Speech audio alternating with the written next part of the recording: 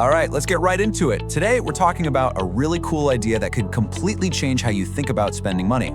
What if every dollar you spent was also an investment? That's the core idea behind something called the Insumer Model. But let's start with a feeling I think we've all had.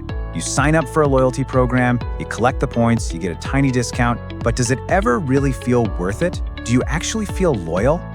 That feeling, right there, points to a huge disconnect in how businesses and customers interact. For a really long time, there's been this invisible wall separating the person buying the product and the person who owns the company. Let's break down why that's become a real problem. Yeah, think about it. For more than 100 years, it's been set up like this. On one side of the wall, you have us, the customers, spending our money, and on the other side, you have the investors and founders who own the whole thing. The problem is, what's good for one side isn't always good for the other. Their goals just aren't aligned. And this quote really hits the nail on the head. It explains why those loyalty programs feel so weak. When we, as customers, have no real financial skin in the game, why would we go out of our way to help that business grow? The so-called loyalty is just a transaction, and it's super shallow. So what if we just tore down that wall? This is where a brand new idea comes into play. A new type of person in this whole equation. The insumer. Okay, so traditionally, these two roles couldn't be more different, right? A customer's relationship is purely transactional. I give you $5, you give me a coffee. That's it. An investor, on the other hand, puts in capital and they expect a financial return on their ownership stake. The Insumer Model basically smashes those two roles together. An insumer is a consumer who is also an investor. You don't just buy from the business, you literally own a piece of it.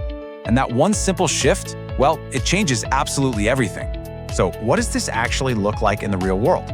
This isn't just some clever theory. It's a practical solution to some of the biggest headaches that businesses are dealing with today. First on the list, marketing.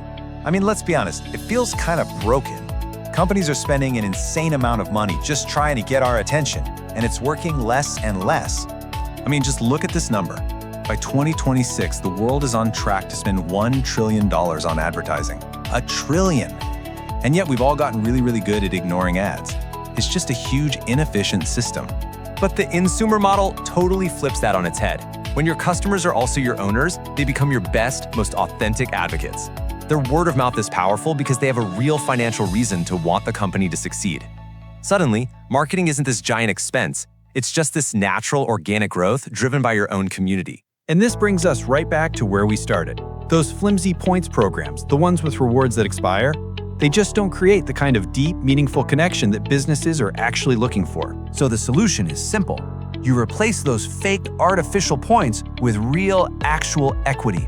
All of a sudden, switching to a competitor has a real cost. You'd be giving up a valuable asset.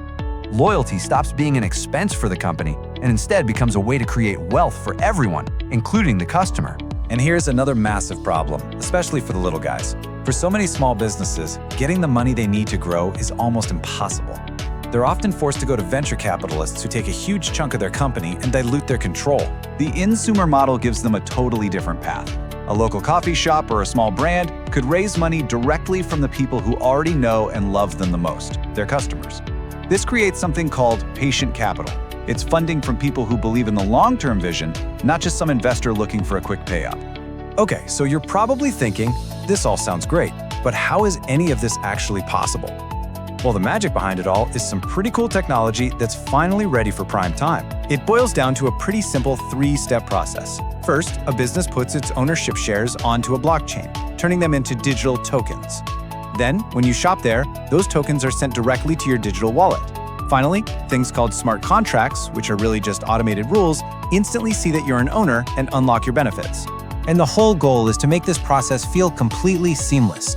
You shouldn't have to be a tech genius. The idea is to make proving you're an owner just as easy as tapping your credit card to buy something. Simple as that. Now, when you zoom out and look at the big picture, you start to realize this is about so much more than just marketing or loyalty points. This is about building a fundamentally different kind of economy. This table really lays it all out, the before and after. You go from a transactional relationship to a real partnership. You move from expensive push marketing to organic growth pulled in by your owners. But the most important shift, to me, is the one at the bottom. Wealth creation goes from being stuck in the hands of a few founders and investors to being shared with the very customers who helped build the business. And that right there is why this matters so much. This model gives everyday people a chance to build real wealth just by supporting the businesses they already use. It helps keep money inside local communities instead of being shipped off to distant shareholders. It helps build stronger, more resilient businesses, and ultimately, it could create a much fairer and more aligned economy for every single one of us. So I'll just leave you with this one final thought. What if the next time you bought a cup of coffee or did your grocery shopping, it wasn't just another transaction? What if it was a small, real investment in the community and the future that you actually want to live in?